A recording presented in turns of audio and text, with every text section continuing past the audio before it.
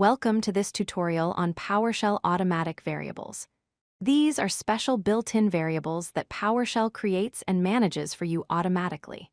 They store important system information, environment details, and session data that you can access anytime in your scripts. Automatic variables are variables created and maintained by PowerShell itself. You don't need to declare or initialize them. They automatically store system state information, environment details, and session-specific data. PowerShell keeps these variables updated, so you always have access to current system information. Automatic variables have 4 key characteristics. First, most of them are read-only, meaning you cannot modify or delete them. Second, they are always available in every PowerShell session. Third, they provide system information and environmental data. Fourth, you don't need to declare them because PowerShell creates them automatically when you start a session.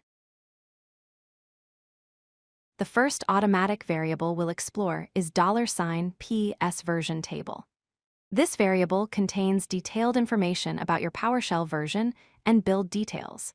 It's extremely useful when you need to check which version of PowerShell you're running, or when writing scripts that need to behave differently based on the PowerShell version. To display all version information, simply type $PSVersionTable and press Enter. You can also access specific properties using dot notation. For example, $PSVersionTable.PSVersion shows just the version number. $PSVersionTable.PSEdition tells you whether you're running desktop or core edition. And $PSVersionTable.OS shows your operating system information. The $HOME variable contains the full path to the current user's home directory. This is particularly useful when you need to save files to the user's profile folder or access user-specific configuration files. The path will be different for each user, but this variable always points to the correct location. The $null variable represents an empty or non-existent value. It's commonly used in comparisons to check if a variable has been assigned a value, or in assignments when you want to explicitly clear a variable's content. $null is not the same as an empty string or zero. It specifically represents the absence of any value. There are many other useful automatic variables.